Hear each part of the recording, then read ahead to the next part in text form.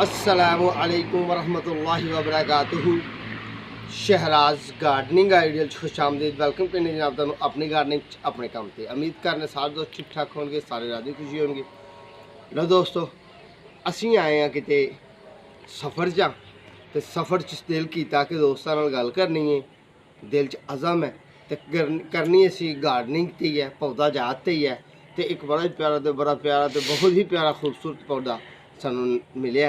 चंद दिन पहला असी अगे भी एक वीडियो पाई है उन्होंने पोट चढ़ाने की, तो बहुत ही खूबसूरत पौधा है। जिस तरह कि मैं उस मतलब दसिया कि अजकल इनू फुल आते हैं। ठीक है, तो चलने असी उस पौधे के उत्ते, नाले तुहानू फुल लगे हुए फुल विखाने, उसकी उम्र की गल करने, तो बाकी भी तुहानू सोहना जिहा व्यू कराने। ये वीडियो साड़ी चलदे एवं आई है नज़र, एक पंप तो नज़र गुजरे। तो माशाल्लाह अल्हम्दुलिल्लाह देखो छोटी जी एक मस्जिद बनाई है। अल्लाह पाक इस पंप वाले खैर वफीयत दे कि वेखो अपनी जायदाद के नाल मस्जिद का इस्तेमाल किया, तो अल्लाह पाक कर्म करे। तो लो जी अं हूँ चलने अपने उस पौधे की। ठीक है जी, लो भी दोस्तों असी आ गए हैं अपने उस प्लांट से, उस पौधे से। तो माशाल्लाह अल्हम्दुलिल्लाह ए देखो, मैं की सी तुहाडे नाल गल लुकाठ के पौधे की। लंगाठ तो लुकाठ, लंगाठ पंजाबी का लफज तो लुकाठ उर्दू का लफज, तो होरना मुल्कों का मैनू नहीं पता की आंदे ने इनू।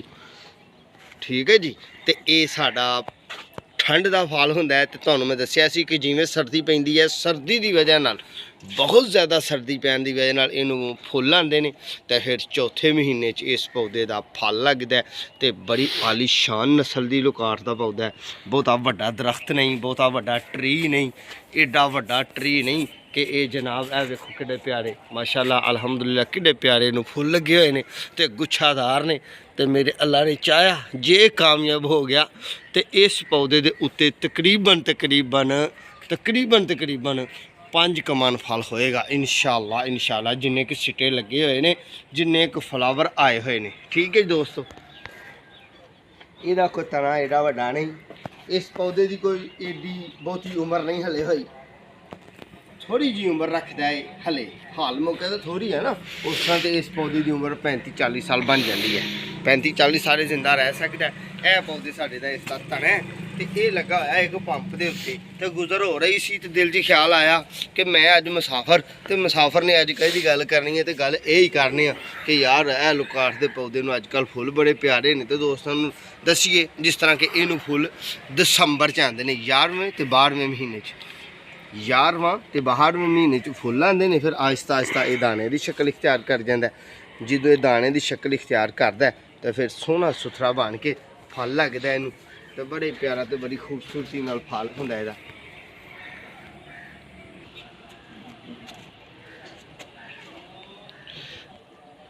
देखो किड़ा खूबसूरत सिटा लगा होया। तो ऐसे सिटे नाल इस गुच्छे नाल घट तो घट 1 किलो जे अल्लाह खिलार दे 1 किलो फल जे साडे जेहड़े ने जिन्हां दा ओनर ने जेहड़े इस पंप दे मालक, इस पौधे दे मालक, जिन्हां नूं अल्लाह तो बाद अल्लाह ने तौफीक दी, अल्लाह ने अपने तो बाद तौफीक दी कि भाई तुसीं इहदे मालक हो, मालक बनाया। तो जे वो इहदी अच्छी तरह इनू वर्मी कंपोस्ट पान, यानी कि इन स्प्रे वगैरह करन, अच्छे तरीके नाल इहदी हिफाजत करन, तो जनाब बहुत ही अच्छा फल रहेगा। बहुत ही खूबसूरती नाल अपने आप को ये निशावर करेगा। तो हाईब्रिड नस्ल की लुकाठ है, तो बहुत ही प्यारी तो बहुत ही खूबसूरत है।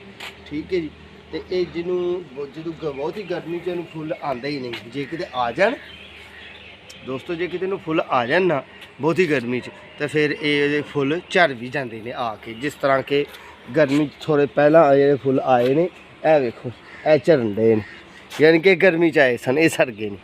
हुण बहाल के फुलों ने रहना ए वाले ने दोस्तों, ए वाले फुल ने। ठीक है जी, क्योंकि ये ठंड है, दिसंबर पूरे जोबन च चल रहा है, फुल ठंडा मौसम है। ये ठंडे मौसम च पौधा फुल चुकता है, तो ठंडे मौसम का ही फुल चुक के तो फिर इन्हें फल खिलारना है। जो ही गर्मी की शिद्दत आनी है, यानी कि चौथा महीना, चौथे महीने की 15 तरीक तक मार्केट 10 तरीक तक चौथा महीना चढ़े ये फल आ जाता है। बहुत ही खूबसूरत तो बहुत ही प्यारा फल होंदा है, खट्टा मीठा फल होंदा है। क्या बात है, क्या कमाल है। इसदा फल दोस्तों मैदे वास्ते बहुत ही अच्छा होंदा है, मैदे वास्ते बहुत ही अच्छा होंदा है। जिन्होंने लोगों को छोटे पेशाब की रुकावट होए उन्होंने वास्ते भी बहुत ही अच्छा होंदा है कि छोटा पेशाब जिन्होंने रुक के आंदा है ना आंदा है घट आंदा है तो ये खान तो फिर ज़ाहरी गल है खट्टा मिट्टा होंदा मसाने च जांदा है जाके जे कोई मसाने दे विच गलत मलत मवाद होण तो फिर उन्होंने ज़ायल कर देंदा तो बंदे की तबीयत खशाश बशाश हो जाती है। बड़ा ही खूबसूरत अल्लाह पाक की दी हुई नियमत है जनाब।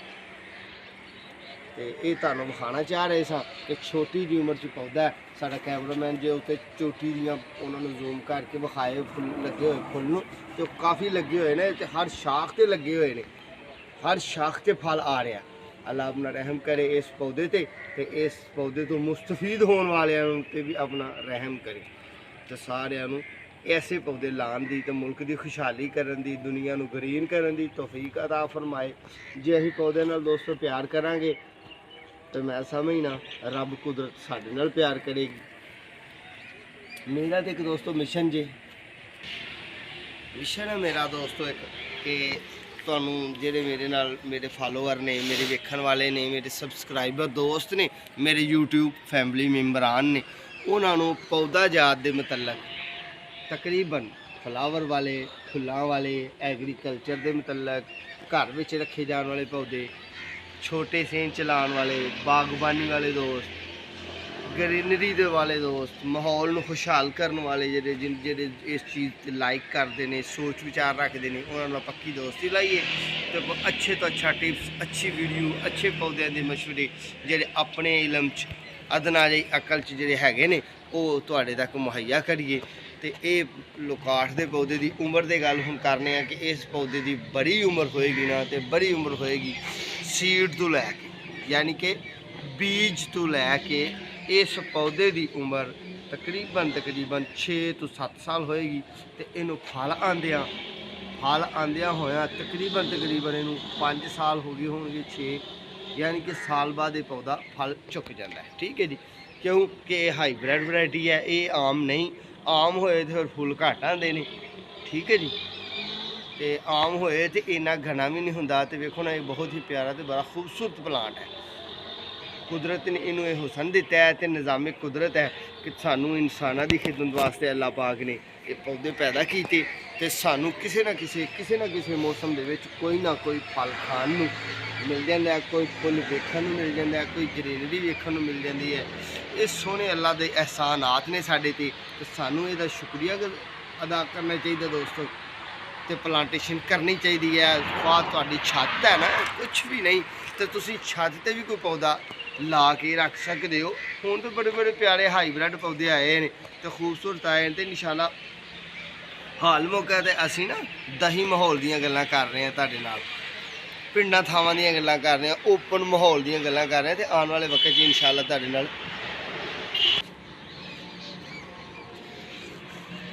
आने वाले वक्त दे विच इंशाल्लाह VIP गल्लां करांगे कोशिश करांगे कि तुहानूं VIP इलम दईए। VIP इलम दा मतलब ये गल है कि तुसीं सीन दे विच छोटे सीन दे विच F1 के पौधे लाओ फ्रूट 1 के पौधे लाओ जो छोटे पौधों में फ्रूट लगता है सोहना लगता है। हाले असी उन्होंने लोगों ने दे रहे हैं कि जिन्होंने लोगों ने उन्होंने लोगों ने वीडियो दे रहे हैं कि जिन्होंने लोगों ने जनाब अपने थोड़े पैसों आम नर्सरी से भी पौधा मिल जाए। ठीक है जिस तरह कि साड़ी भी एक आम ही नर्सरी है पर चलो आने वाले वक्त इंशाल्लाह अल्लाह ने तौफीक दी थी मौका दिता तो तुहाडे नाल जनाब अच्छे अंदाज नाल अच्छी गुफ्तगू करने की कोशिश करांगे तो कोई तुहानूं बहुत ही अच्छा तो बहुत ही नायाब जिहा टिप्स देवांगे पौधा जात के मतलब कि जनाब अपने पौधों को इस तरह करके तुसीं इस तरह करके इन्हां दी ब्रीडिंग करो इस तरह करके इन्हां नूं ब्रीडिंग का तो पता जी ना अफजाइशी नस्ल जिस तरह के असीं पिबंधकारी करने हैं पौधे की जिस तरह के पौधे तो पौधे की नस्ल कशी करने वो मतलब तुहानूं टिप्स देवांगे। साडे नाल जुड़िया रहना है तो साडे चैनल को सबसक्राइब करना है बैल आइकन के बटन को दबाना है तो दोस्तों नाल शेयर करना है तो इंशाल्लाह अगली अच्छी जी खूबसूरत जी वीडियो लैके तुहाडी खिदमत दोबारा हाज़र होवांगे। अल्लाह ने जो तौफीक दी थी तो दोबारा ज़रूर मुलाकात होगी। अपना ख्याल रखना है अपने अजीज़ों का ख्याल रखना है साडे हक अंदर दुआ करनी है तो दुनिया को ग्रीन करने की कोशिश करनी है। इंशाल्लाह दोबारा फिर सोहनी जी वीडियो लैके तुहाडी खिदमत हाज़र होवांगे। उन्नी देर तक दो अपने मेज़बान इजाज़त अल्लाह हाफिज़।